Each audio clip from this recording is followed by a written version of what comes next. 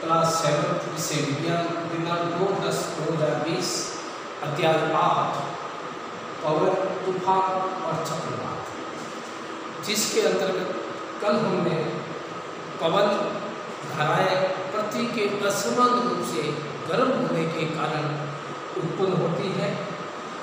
उसके बाद भूमध्य रेखीय और दूरी क्षेत्रों का असमान रूप से गर्म होना, थल और जल का असमान रूप से गर्म होना। जैसे आपने देखा होगा कि भूमध्य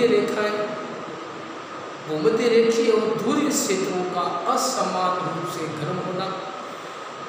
आपने भूगोल में पढ़ा होगा भूमध्य रेखा के आसपास के क्षेत्रों को सूर्य की अधिकतम उष्मा मिलती है, जिससे इन क्षेत्रों में पृथ्वी की सग्रह के निकट की वायु गर्म हो जाती है, गर्म वायु ऊपर उठती है और ठंडी वायु भूमध्य रेखा के दोनों ओर स्थित 0 से 30 डिग्री अक्षांश की पट्टी के क्षेत्रों से भूमध्य क्षेत्र की ओर गतिशील हो जाती है। इस प्रकार उत्पन्न पवन धाराएं उत्तर और दक्षिण में भूमध्य रेखा की ओर बहती है। वायु पृथ्वी के लगभग 60 अक्षांश तक के क्षेत्रों की वायु से अधिक ठंडी होती है। इन क्षेत्रों में गर्म वायु ऊपर उठती है, जिसका स्थान लेने के लिए ध्रुवों से ठंडी वायु उस ओर प्रभावित होने लगती है। इस प्रकार वायु का प्रवाह ध्रुवों से अपेक्षाकृत अधिक गर्म क्षेत्रों की ओर होता है। इस प्रकार हम समझ सकते हैं 30 अथवा 60 अक्षांश के क्षेत्रों के असमान रूप से गर्म होने के कारण पवन का प्रवाह 30 अक्षांश से 60 अक्षांश की ओर रहता है। जल और थल और जल का असमान रूप से गर्म होना, पवन के कुछ प्रवाह की दिशा उत्तर पश्चिम दिशा में उत्तर से दक्षिण की ओर अर्थात दक्षिण से उत्तर की ओर होती है। दिशा में ये परिवर्तन पृथ्वी के घूर्णन के कारण होता है।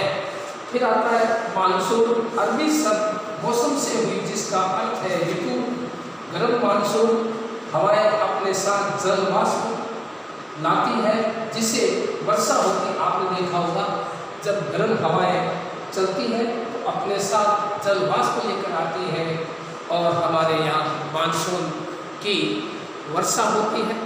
शीतकाल सर्दियों में पवन के प्रवाह की दिशा विपरीत हो जाती है, अर्थात ये थल से समुद्र की ओर बहती है। समुद्रों से आने वाली पवन अपने साथ जल वाष्प लाती है, जिससे हम वर्षा होती है। इस प्रकार जल चक्र का एक चरण है। जैसे आपने देखा होगा कि गर्म मानसून हवाएं अपने साथ जल वाष्प लाती है, जिसे हम वर्षा कहते हैं। बादल वर्षा लाते हैं और हमें आनंद का अनुभव करते हैं। हमारे देश में किसान अपनी फसल के लिए प्रमुख रूप से वर्षा पर निर्भर है। 70% जनता कृषि के ऊपर आधारित है। जैसे हमारे देश के किसान अपनी फसल के लिए प्रमुख रूप से वर्षा पर निर्भर करते हैं। बादलों और वर्षा से संबंधित अनेक लोकगीत प्रचलित है। यदि आपको ऐसा कोई गीत या कविता याद हो तो अपने मित्रों के साथ गाकर उनका आनंद उठाएं। और जैसे हम वर्षा सदैव सुखदायी नहीं होती है, कभी कभी वर्षा अनेक समस्याओं को जन्म देती है। क्या आप ऐसी कुछ समस्याओं के नाम बता सकते हैं? आप अपने शिक्षक या माता पिता से पता कर सकते हैं। जैसे आपने देखा होगा कि कुछ प्राकृतिक घटनाएं ऐसी परिस्थितियों को जन्म देती है, जैसे कभी कभी आपदाएं आती है। इनसे मनुष्य, जंतुओं, पादपों के जीवन के लिए संकट उत्पन्न हो जाता है। जैसे हम ऐसी दो घटनाओं में तड़िक और तड़िक 8 भाग तड़िक झंझा और चक्रवात। देखिए, तड़िक झंझा भारत जैसे गर्म आर्द्र उष्णकटिबंधीय क्षेत्रों में विकसित होते रहते हैं। ताप में वृद्धि, जैसे तड़िक झंझा भारत जैसे गर्म आर्द्र उष्णकटिबंधीय क्षेत्रों में अक्सर विकसित होते रहते हैं।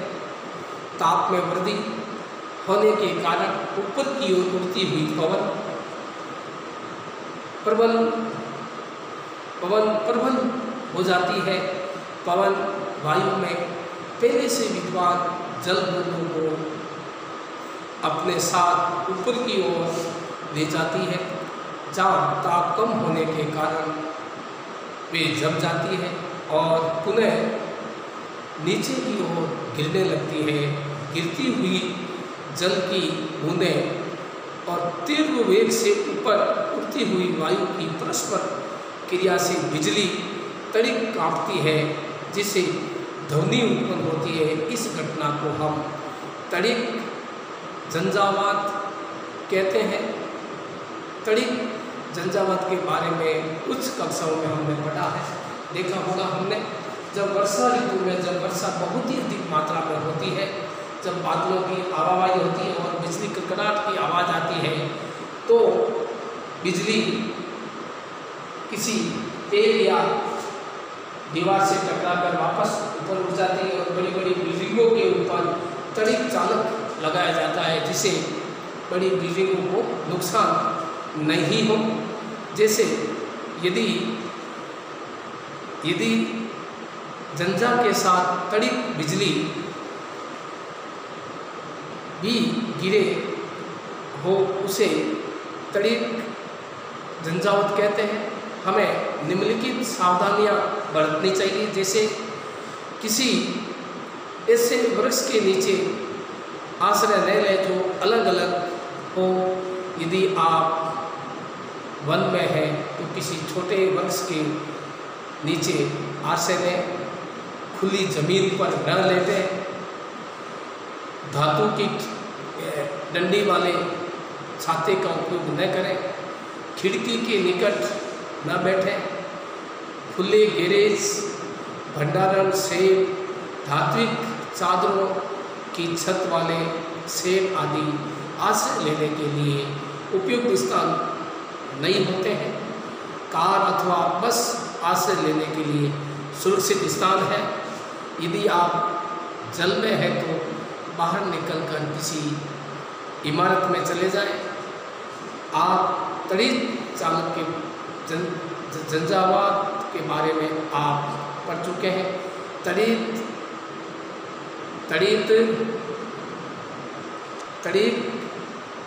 झंझा कैसे चक्रवात का रूप ले लेता है। आप जानते हैं कि जल को द्रव से वाष्प अवस्था में परिवर्तित करने के लिए ऊष्मा को आवश्यकता होती है। वाष्प के द्रव में संघनित होने पर ये ऊष्मा वापिस मिल जाती है। इसके समर्थन में क्या आप कोई अनुभव बता सकते हैं? बादल के बनने से पहले जल वायुमंडल से ऊष्मा लेकर वाष्प में परिवर्तित हो जाता है। जब जल वाष्प वर्षा की बूंदों के रूप में पुनः द्रव रूप में परिवर्तन होती है तो वो ऊष्मा वायुमंडल में निर्मुक्त हो जाती है। निर्मुक्त होने वाली ऊष्मा के से आसपास की वायु गर्म हो जाती है। इस प्रकार गर्म वायु ऊपर की ओर उड़ती है, जिससे वायु दाब कम हो जाता है। फलस्वरूप तड़िक झंझा के केंद्र की ओर उच्च वेग की अधिक वायु गति करने लगती है। इस चक्र की पुनरावृत्ति अनेक बार होती रहती है। घटनाओं की इस श्रृंखला का अंत बहुत ही बिन दाब के ऐसे क्षेत्र के रूप में होती है।